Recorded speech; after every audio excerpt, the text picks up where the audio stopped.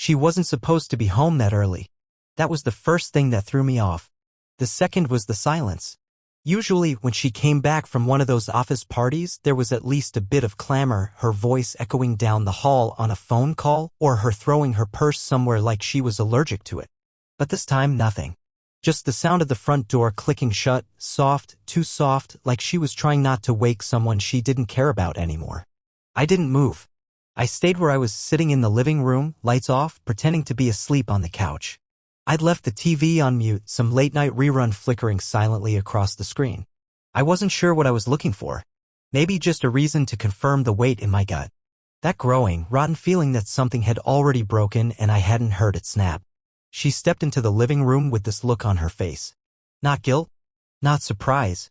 It was worse. Like she knew something I didn't, like she'd rehearsed every second of this and I was just the audience. Her lipstick was smeared in a way that wasn't clumsy. Her eyeliner was too perfect for someone claiming she'd been dancing like crazy. And then there was her dress. Tight, black, and not hers. I knew her wardrobe like I knew the lines on my own hands. This wasn't one of them. It had a tag sticking out near the seam. Brand new. Who buys a new dress for a party she forgot to mention until the morning of? She opened her mouth to say something, but I stood up before she could. Not because I was angry, yet, but because I was trying to see it again. What I thought I saw. The mark. I walked closer. She flinched, just barely. That microsecond twitch in her left shoulder. It was enough. What happened to your leg? I asked. She laughed. Too fast. What? Oh, you mean this? She hiked her dress up like she was about to model it, showing off the inside of her thigh. There it was. A bruised imprint. Wide, red, already blooming purple at the edges. I guess I bumped into something, she said, eyes not meeting mine. Or maybe I fell. Honestly, I was so wasted, I don't even remember. She grinned. She actually grinned. Like I was supposed to buy it. Like I hadn't seen her lie 100 times and pretend it was some quirky little habit. You fell, I said. And someone just happened to leave a perfect hand-shaped reminder on your skin? She rolled her eyes. Don't be dramatic. Dramatic. That word stuck in my throat like gravel.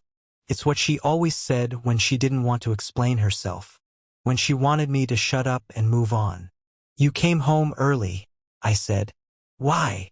She paused. That was rare. Usually she had a response ready. But now it was like her script had run out. She blinked, licked her lips. Party got boring. Or someone else got busy, I said. Her face froze. For the first time that night, something flickered in her expression that looked like discomfort. Not regret. Just the inconvenience of being caught in a lie that wasn't airtight. You're making things up, she said slowly. You always do this. Get in your head. Spin stories. It's exhausting. I took a step forward. Her breath caught. And that's when I knew. Not from the mark. Not from the silence. But from the fear. Not fear of me, but fear of what she couldn't cover up in time. What's his name?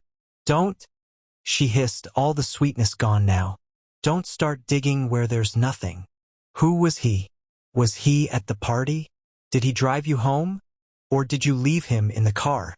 She turned her back to me and walked toward the kitchen, grabbing a bottle of water like we were having some normal conversation. I stood there, staring at her. The curve of her back. The defiance in her spine. You're paranoid, she mumbled. And it's pathetic. I didn't say anything. I just walked to the hallway where she tossed her bag. I picked it up and flipped it open. She didn't stop me. That's how far gone we were.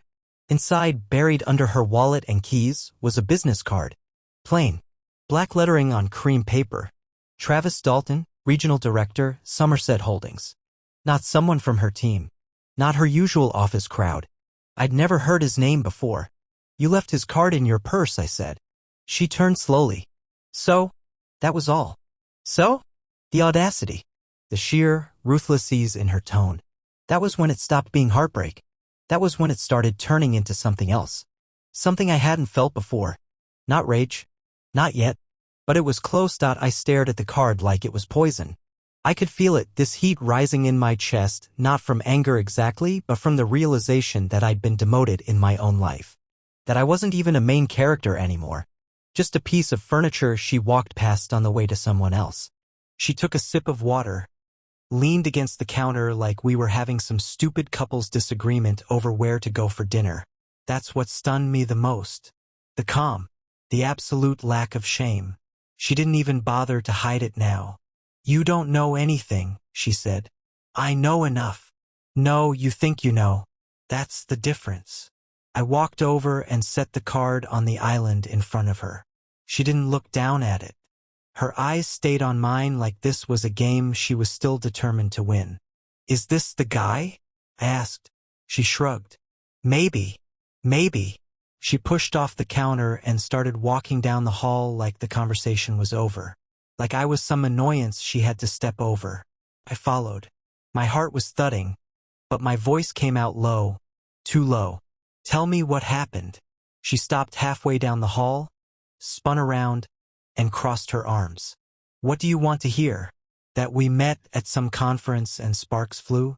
That he said all the things you don't say anymore?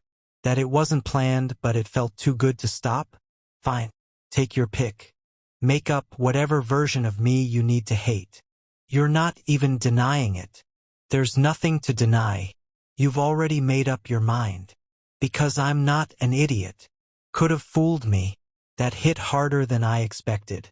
I didn't react right away. Just stood there, letting her words settle like dust after an explosion. And she stood there, breathing harder now, jaw set, waiting for me to either shout or leave. She always hated silence. It forced her to confront things without the shield of noise. You didn't even try to cover it up, I said finally. You left his handprint on you. That's not my problem, she said. I blinked. She actually said that. That's not my problem? She walked back toward me then, slow, deliberate, like she was putting on a performance just for the cruelty of it. She leaned in close, her voice so calm it made my skin crawl. You want honesty? Fine. Here it is. You got boring. Predictable. You come home at 6, you ask how my day was, you sit on that couch like a good little husband. You think that's love? That's maintenance. And I don't do maintenance. Not anymore. I laughed. Not because it was funny, but because the absurdity of it hit me all at once. She was describing being faithful like it was a chore. Like I was a faulty appliance she'd grown tired of dusting off. What did you expect me to be? I asked. Some prize you hang on the wall and forget exists? She stepped back, arms crossed again. I expected you to evolve. But you didn't. So someone else stepped in. I nodded. My hands were shaking now, but I forced them into fists at my sides. Not out of violence, never that, but to keep myself grounded. I wasn't going to give her the satisfaction of watching me lose it. So this guy Travis. Is he married? She smirked. Divorced. Smart move on his part. You planning to do the same? She tilted her head. Why? You thinking of beating me to it? I took one more step forward. We were inches apart now. No. I want you to be the one to do it. I want you to walk into a courtroom and look a judge in the eye and explain how screwing your boss was part of your self-growth journey. I want you to be the one to say it out loud. She didn't flinch. She looked straight through me. Maybe I will, she said. She turned around and walked to the bedroom. I didn't follow. I stood there in the hallway, staring at the shadows she left behind, wondering when exactly she became someone I wouldn't recognize in a crowd. That was the moment something inside me shifted. This wasn't about saving a marriage anymore. This was about surviving a war I didn't know I'd been drafted into. I didn't sleep that night. Couldn't. Every time I shut my eyes, I saw that smirk, the way she stood in the hallway like the villain in some low-budget drama. I didn't hear the bedroom door close, which meant she wanted me to know she was wide awake too, probably lying there like none of this mattered, probably texting him. At 3:40 a.m. I opened her phone. I'd never done it before. Not once. Not even when things felt off months ago. Not when she started locking her screen after every text. I thought trust was something you fought to keep, not spy your way back into. But this wasn't about trust anymore. This was about clarity. I needed to see it. I needed confirmation, not for her, but for me. The passcode had changed. That part stung. She didn't bother hiding the bruises on her skin, but she still took the time to lock me out of a phone I once bought her for Christmas. I sat there, staring at it, heart pounding. Then I remembered her birth year was always her backup code for everything when she needed something quick. Tried it. Unlocked. I wish it hadn't. The wallpaper was a photo she'd taken in the mirror. Her in the same black dress, lips pouty, holding the hem up just enough to show off the bruise. That bruise. Like a trophy. Like a message. Probably sent to him as some sick joke. The messages were still open from earlier that night. She hadn't even bothered to close the app. His name was saved under TD. Coward's initials. Businesslike. Precise. Like he was proud of keeping her just messy enough to be thrilling. Their messages weren't even hidden. TD. Next time, don't wear underwear. Her. Maybe next time we won't leave a mark. TD. Don't worry. I want him to see. Her. He saw. I dropped the phone. I didn't mean to. It hit the carpet with a soft thud. But it felt louder than a gunshot. I sat there, staring at it. At those words burning into my skull like acid. He saw. And they both laughed about it. She wanted me to see. She wanted me to find it. This wasn't carelessness, it was strategy. Humiliation on purpose. The woman I married wouldn't have done that. But then I realized maybe she was never that woman. Maybe she was always this. Just better at hiding. At 6:02 a.m., she walked into the living room in her robe, hair up in a lazy bun, holding a mug like we were just two people with a minor disagreement. Didn't sleep? She asked, voice casual. No trace of last night. I didn't answer, just pointed at her phone on the table. She looked down, then back at me. No panic, just that same blank calm. I guess you saw. Yeah, I saw. She sipped her coffee. Like this was all fine. Like I'd walked in on her watching a bad movie and overreacted. I suppose you want to yell. Or cry. Or throw something. No, I said. I want you to tell me what the point was. Why drag it out? Why not just say you were done? She walked to the couch and sat down, legs crossed, the robe slipping slightly off her shoulder. Because you wouldn't have believed me. You'd have begged, promised to change, gotten all emotional. And I don't do emotional. So this was easier. For me? Absolutely. I laughed, this time bitter, dry. You two wanted me to find out. That's what all this was. The bruise. The messages. The photo. She didn't deny it. Why? She looked up at the ceiling like the answer might be written there. Because pretending gets boring.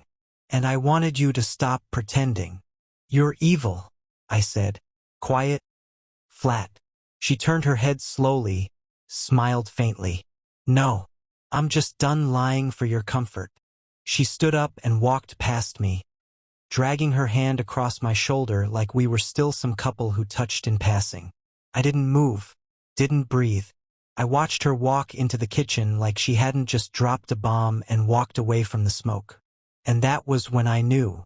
She was never going to say sorry, and I was never going to hear the truth. Not from her, not the real truth. So I had to find it myself. All of it. I spent the next 3 days building a case, not because I wanted to win anything, but because I needed to know just how deep the rot went. It wasn't about jealousy anymore. It wasn't even about betrayal. It was about peeling back the layers of the lie I'd been living in, seeing just how far she'd gone while I was busy believing she was still mine. I didn't confront her again. I didn't slam doors or shout or ask more questions. I smiled. I made coffee.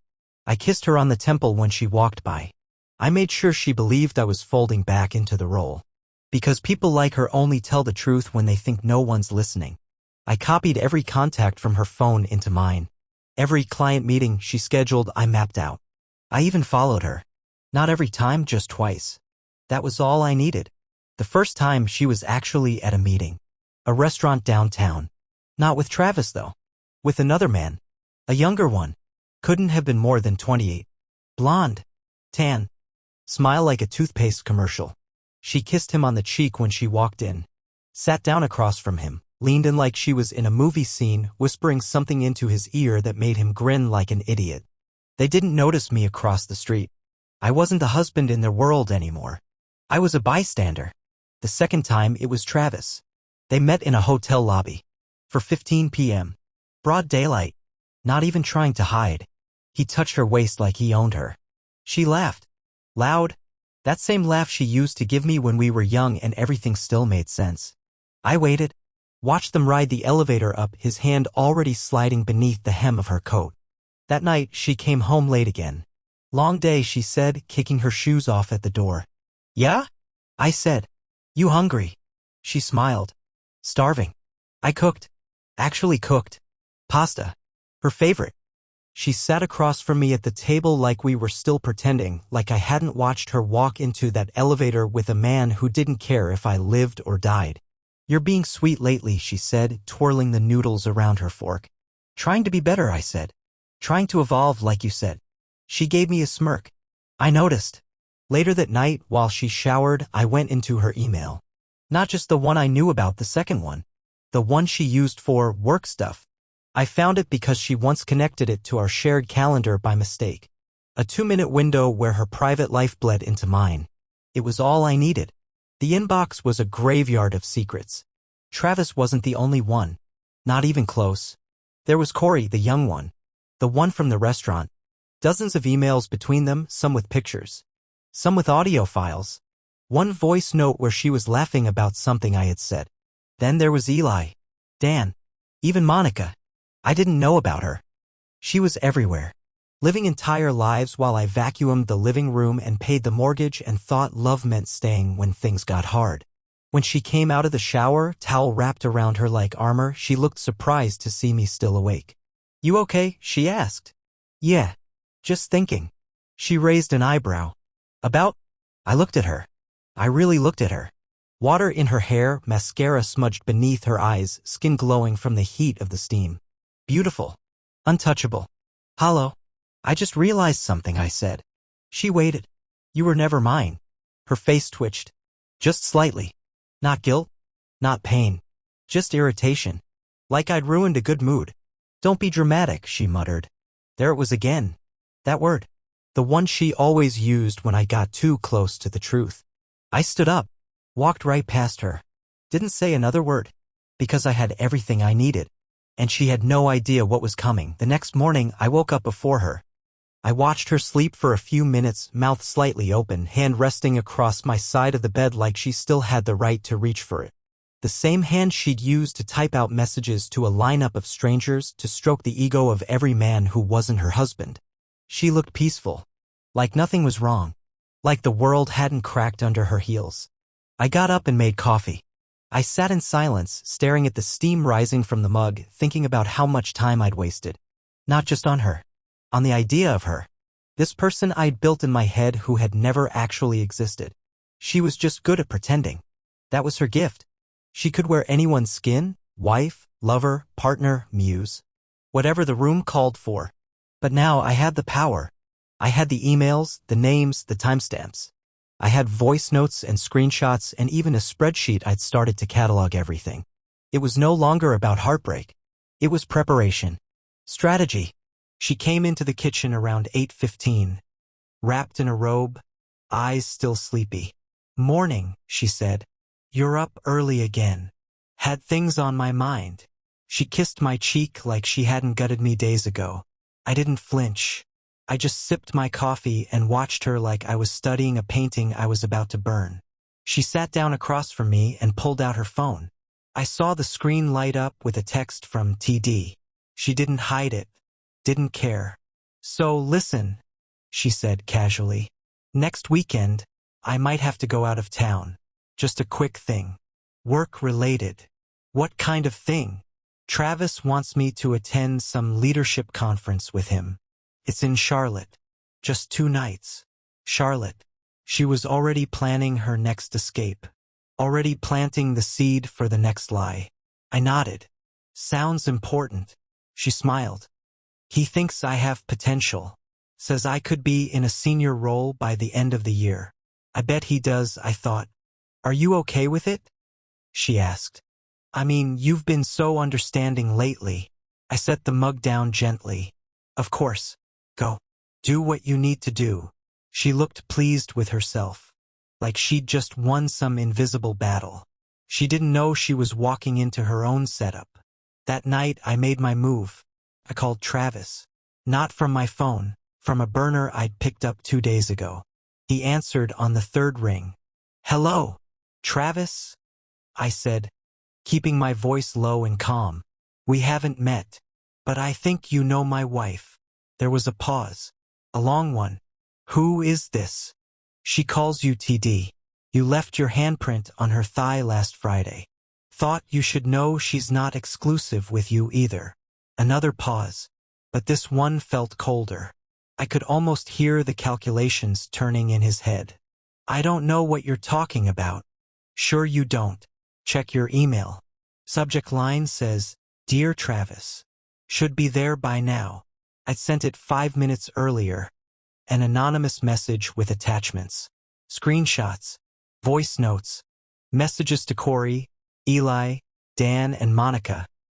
All while she was telling Travis she was his only distraction. I made sure the timestamps were visible. I hung up before he could respond. I didn't care about revenge. I wasn't hoping to destroy her reputation. I just wanted one thing: chaos, confusion, a crack in the mirror she used to control everyone around her. The next day she was jumpy, checking her phone every few minutes. Her smile started to slip. She called Travis 3 times during lunch and again at night when she thought I wasn't looking. By the end of the week, the trip to Charlotte was postponed. Something came up, she said, staring at her plate. Work's a mess right now. I didn't respond, just nodded like I believed her. She didn't know that Travis had forwarded my email to her boss, an HR, and his own lawyer. She didn't know her world was already crumbling from the inside out, but she would, soon. She came home that Friday looking like someone who'd just been punched in the stomach but was too proud to admit it. Her hair was pulled tight, too tight, like she was trying to keep herself from unraveling. She didn't take off her coat, just stood in the doorway with her keys in hand, silent. I didn't say a word. I kept scrolling on my laptop, acting like I hadn't been waiting for this exact moment. She watched me for a second, maybe 2, then dropped her purse on the floor a little harder than usual. The sound echoed through the quiet house. They suspended me. I looked up. Just once. Then back to the screen. Oh. She walked over to the dining table and stood across from me like she was daring me to react. You don't want to know why? I've got a few guesses. Her eyes narrowed. Did you do something? I gave her a small shrug. I sent a few truths into the world. Guess they didn't like the taste. She stared at me, and for the first time in years I saw panic. Not frustration. Not boredom. Real, sharp panic curling behind her irises like smoke from a fire she didn't expect to spread. They called it inappropriate behavior with leadership. Said they're conducting a full investigation. Sounds serious. I could lose my job. You mean your access? Your stage? Your costume changes? You think this is funny? Her voice cracked on the edge of something. Not tears. Rage. You've ruined everything. No, I said calmly. I just flipped the mirror. You broke everything. I just made sure someone else finally noticed. She pulled out a chair and sat down hard, hands shaking slightly. You think Travis is some innocent victim in all this? You think he didn't know exactly what he was doing? I don't care if he knew. I care that you let him think I was nothing. She looked up at me, her voice suddenly soft, manipulative. That tone she used to use when she wanted to win a fight without throwing punches. This isn't you. You don't play dirty. You're the quiet one. The good guy. Yeah, that's what you counted on, right? Her lips pressed into a thin line. You weaponized that. My calm. My silence. My loyalty. You used it as a cover while you built an entire side life around people who made you feel interesting. I stood up then, slow, deliberate. I walked to the kitchen, filled a glass of water, and stood there while she sat at the table, watching me like the world was slipping out from under her heels. I was never the fool, I said. I was the insurance policy. The safety net you thought would always be there to catch you when you got bored of playing with fire. Where do you think you're going with all this? She said, voice low. I'm not going anywhere, I replied. You are. She blinked. What? I already spoke to a lawyer.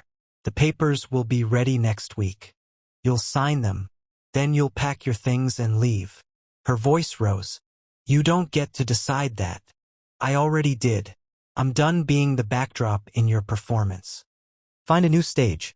She stood up too quickly, chair screeching across the floor. You're going to regret this. No, I said, walking past her. You will. That night, she didn't sleep in our room. I heard her pacing the hallway until 2 a.m. Heard her open and close drawers, texting frantically. Probably reaching out to Travis, Corey, Eli, any of the others, trying to find one who hadn't abandoned ship yet. But I had made sure none of them would answer. I hadn't just exposed her. I'd sent the same dossier to each of them. Every man, every detail. All of them thinking they were the only one. All of them learning the same truth in the same moment. She wasn't a lover. She was a performance artist.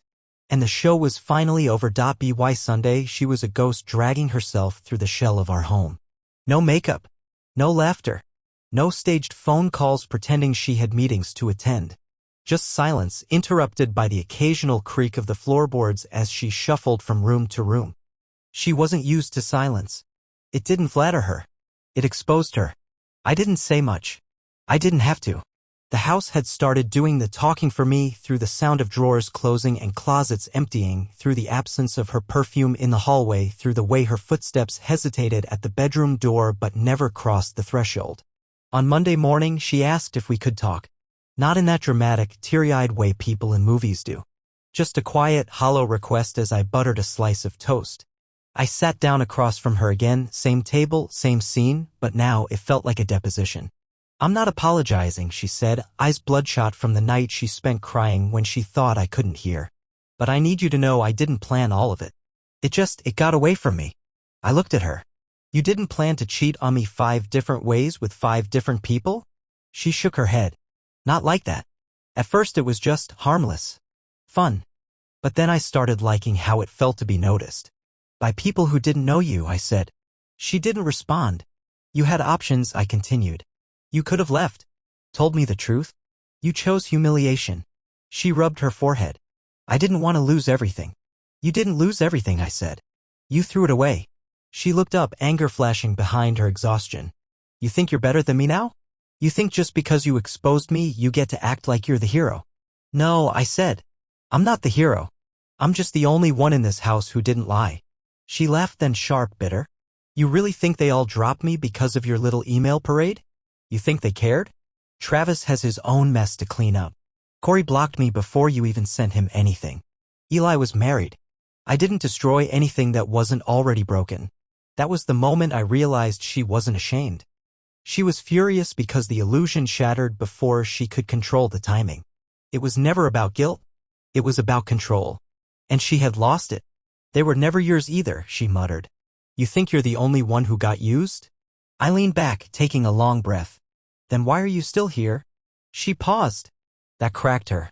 She hadn't thought that far.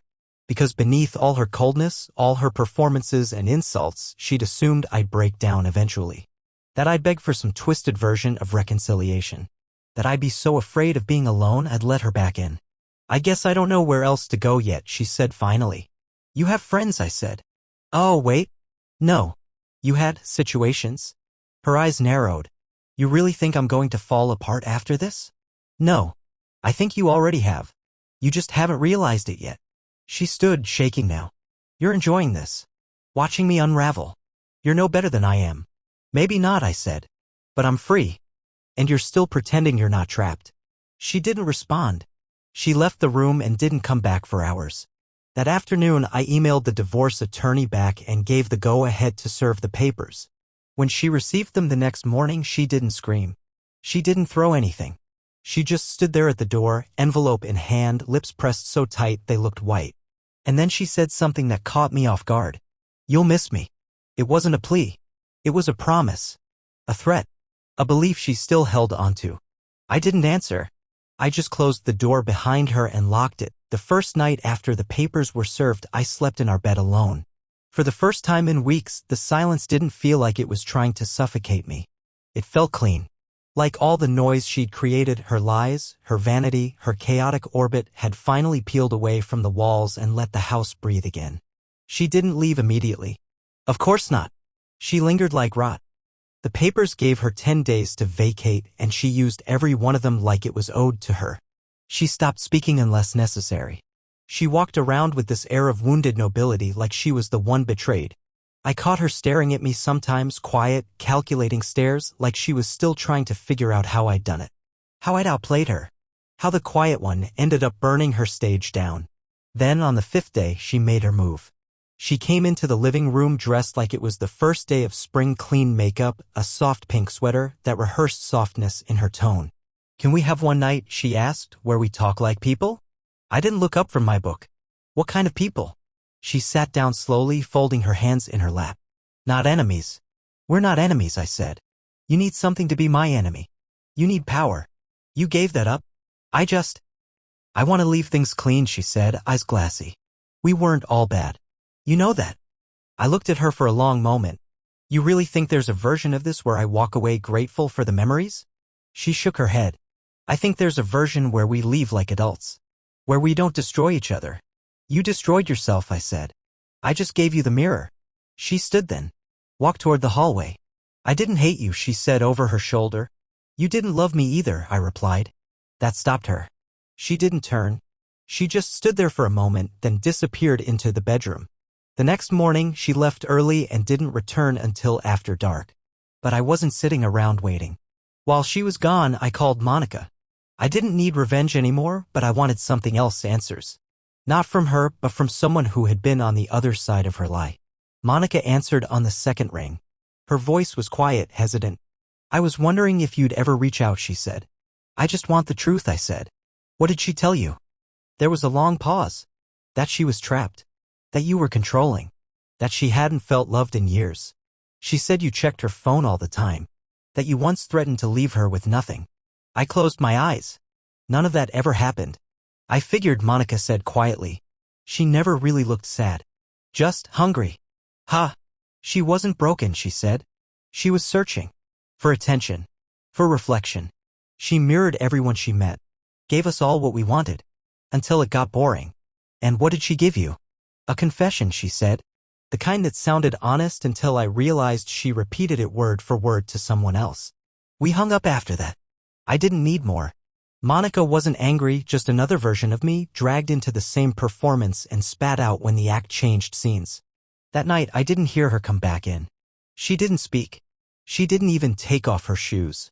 She walked into the guest room and shut the door. Day 6 passed. Then day 7. By day 8, boxes started appearing in the hallway. Not hers, mine. She had begun packing my things. A subtle power play. A last gasp of control. I moved them all back. Quietly. Without a word. Day 9 came. And that morning she handed me a small envelope. What's this? My key, she said. You win. There was never a prize. She stared at me. Then what was all this for? To stop losing. She didn't cry. She didn't beg. She didn't scream. She just walked out. No suitcase. Just her purse and a quiet, hateful look I'll never forget. She thought she could survive anything. But she never planned on being ignored. The house felt like it exhaled the second the door closed behind her. It was as if every window, every wall, every quiet space between the furniture finally shed her scent, her presence, her need to dominate every room like a spotlight followed her. I stood there in the middle of the living room for a while, not really thinking, not really feeling, just being. That alone was a luxury I hadn't had in years. She didn't text. She didn't call.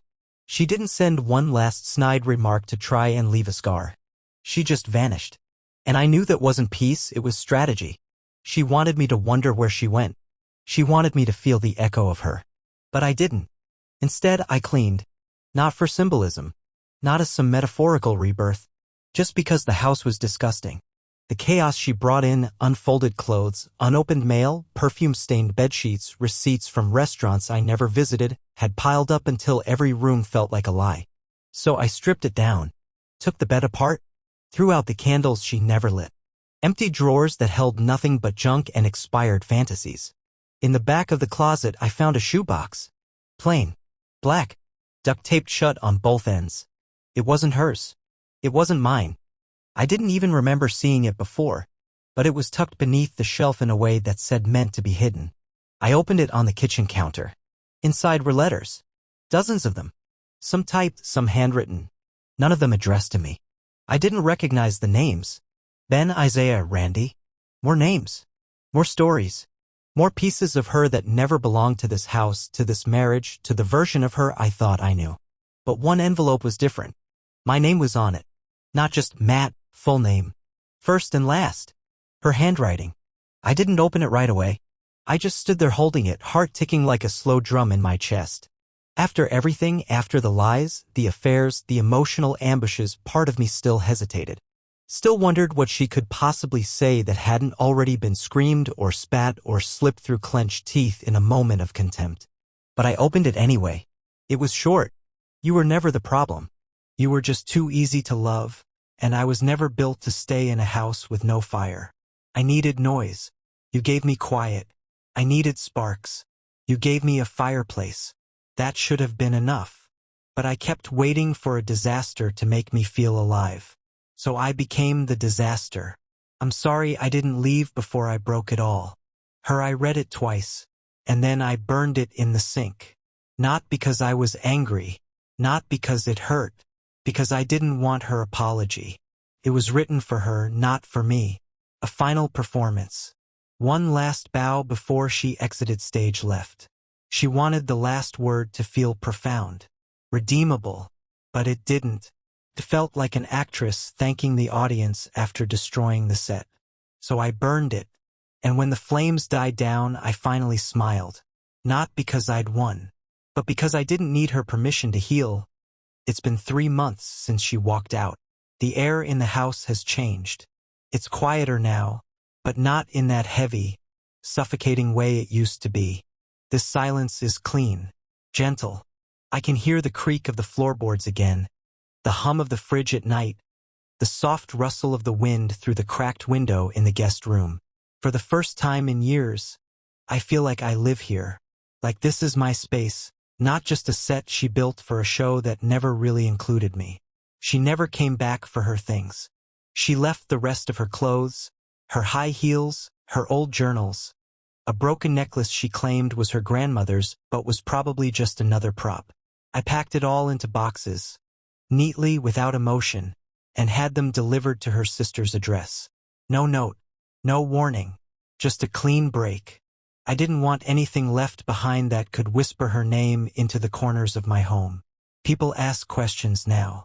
Friends, her old co-workers, even my parents, who never liked her but tried to pretend they did for my sake. They all want the same thing, the story. I don't give it to them, not the full one, because this wasn't just a story of infidelity. It wasn't about a woman who cheated and a man who got revenge. It wasn't about drama or karma or justice. It was about erosion. Slow, methodical, hidden beneath "I'm tired" and "you're overthinking it" and "don't be dramatic." It was about 1,000 paper cuts until the whole thing bled out quietly. I've changed. Not in some grand, Instagram-worthy way. I still wake up early. Still make coffee. Still forget to water the plants. But something inside me is sharper. I see things clearer now. I don't rush to forgive people who hurt me. I don't make excuses for behavior that feels wrong. I don't shrink myself to make space for someone else's chaos. She texted once. Just one line. "Do you ever miss me?" I stared at the message for a long time. I typed and deleted 10 different responses. Sarcasm. Brutal honesty. Nothing at all. Then I finally wrote one sentence and hit send. "You were never really here to miss." She didn't reply, and I didn't care. I thought healing would come like thunder, loud, fast, undeniable. But it came like rain instead. Soft, persistent, quiet enough to ignore if I wanted to. But it kept falling until I noticed everything around me had started to bloom again. To anyone reading this, who's found themselves sitting in a silent house, wondering how someone they loved could walk all over them with a smile. You are not the silence they left behind. You are the space they no longer have the power to control. You are the storm they didn't prepare for. Let them walk. Let them believe you'll crumble, and then rebuild in a way they can't recognize. That's not revenge.